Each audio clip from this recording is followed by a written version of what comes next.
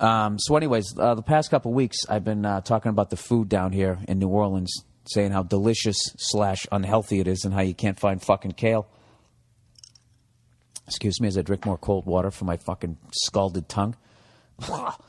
I actually bought a juicer this week to somehow combat all the fried food that I've been eating. And I started drinking that shit that guy in Fat, Dead, and Kind of Sick, whatever the fuck it's called. Fat, Sick, and Nearly Dead. Sick fatty with dead fucking something. Whatever. I've been drinking that shit, man. I got to tell you something. It's delicious. Not only is it delicious, you crave it after a while. And yeah, I think I dropped like 4 or 5 pounds. Good pounds, too. You know? The flabby ones. I was joking on Twitter saying how I was in button-down shirt shape. And I actually want to get into, like, I want to be in sitting down, no shirt on shape. I don't know what... I know Bill Cosby did a bit on this, but he's so... what the fuck happens when you sit down? You stand up and look sideways in the mirror. You're like, all right, you know what? That isn't bad. Dare I say it's kind of cute. Shows that I like the occasional Snickers. Right? And you sit there pinching at yourself like you're in an old school Special K commercial going, all right, that's not that bad. That's not that bad. Then you just sit down and like 3 handfuls of shit just lands on your thighs. You know? For the life of me, I can't. What happens? Do your hip bones move up to your fucking man tits and everything just gets blown out? I have no idea. But sitting down without a shirt on, you know, that's the truest moment of your fucking physique that you're going to see all day. Stop standing up, sucking in your gut. All right? You want to see the damage you've done? Maybe you're not ready for it. All right? This is like The Ring. When you looked at that fucking chick's face, your jaw just opens up and you land in a fucking walk-in closet. Oh, my God. I don't know what happened to me. I'm not even that bad a shape. So I said, fuck this. I got a juicer. And I just did a quick gig up in Chicago, came right back, this private thing. So I don't know. I ate halfway decent up there. I did find a vegan restaurant, but then, of course, I had some Chicago pizza. So now I came back and I had my little fucking grilled cheese sandwich and tomato soup. So now my body is starting to pull me back to the dark side. And that's what I've really learned about trying to stay in shape. It's all about keeping your brain out in front of your body. Keeping your fucking wits about you. Like this shit, it's like food. You know, when they say food is a drug, I didn't believe them, but I'm totally convinced of it now. It's like when you're eating bad, when you just go on like a 3-month bender of just eating bad and in your head like, oh, God, I got to stop. Oh, I want a fucking cheeseburger. And you just keep going, and then that makes you want cookies and all that type of shit. It's the food equivalent to like locking yourself in a room and just freebasing for 3 months.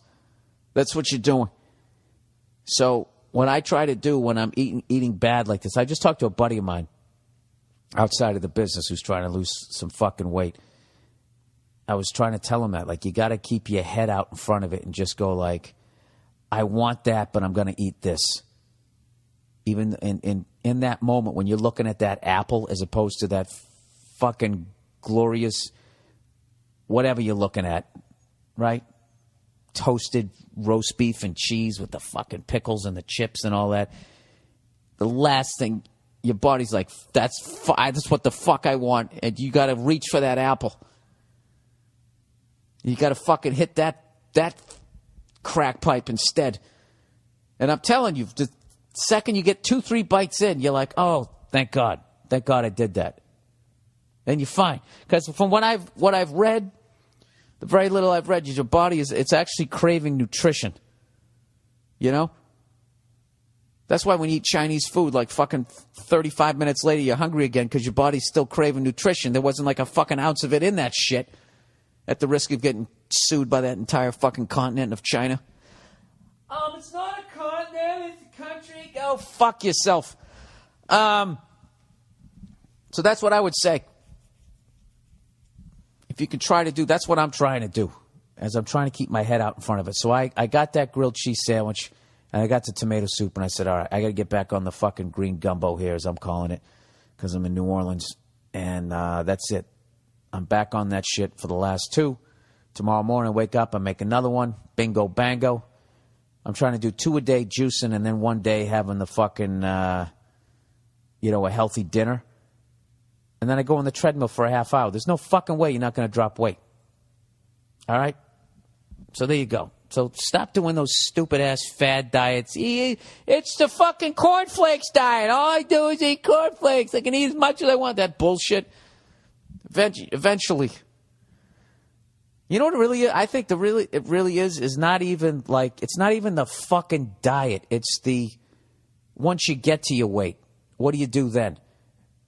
You know, once you get down to your weight, at some point you're going to be looking around. It's like you got out of jail. And there's some ice cream right over there. You're an adult.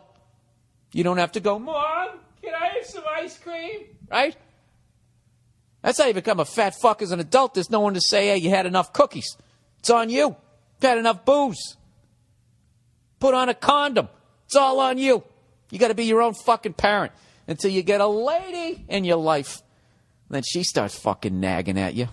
Take your shoes off. Hey, get out the rug. Fuck you, lady. When did you become so angry?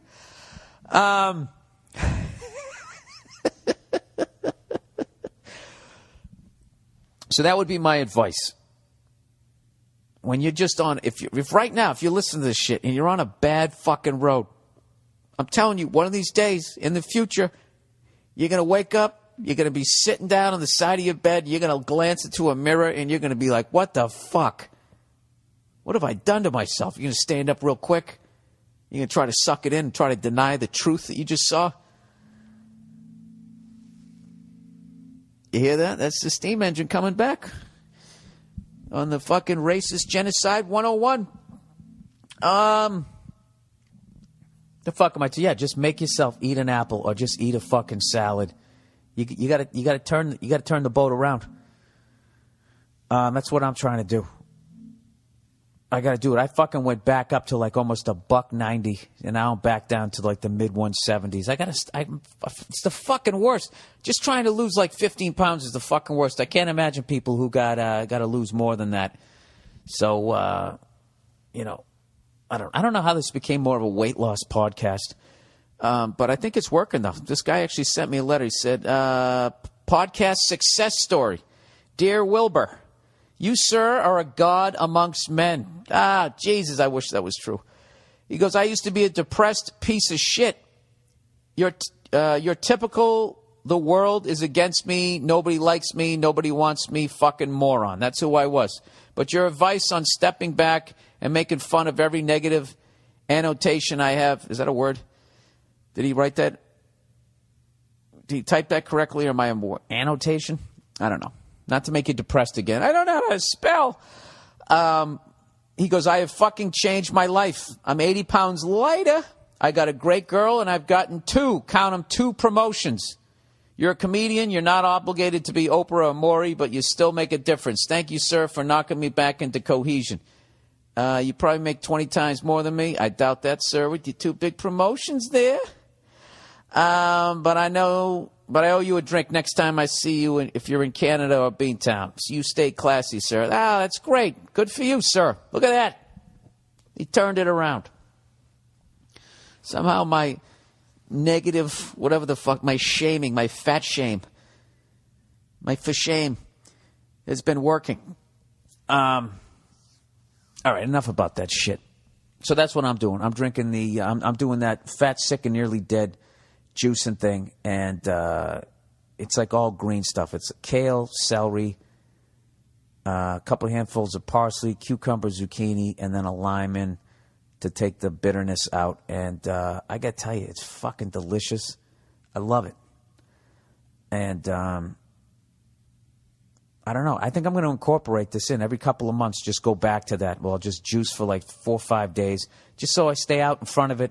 Just so I don't have to sit down one day and have that fucking beach ball. I got a thing on my button-down shirts. It's the 3rd button down When that button starts to look like it's doing the iron cross between both sides of my shirt, that's when I'm like, you fucking jerk off. All right? And then what happens is I lay off the beer, and then I just start slamming whiskey. Like, that's my initial, we've begun our initial descent into dieting, is I go from drinking pale ales to whiskey. I really am a freckled mess.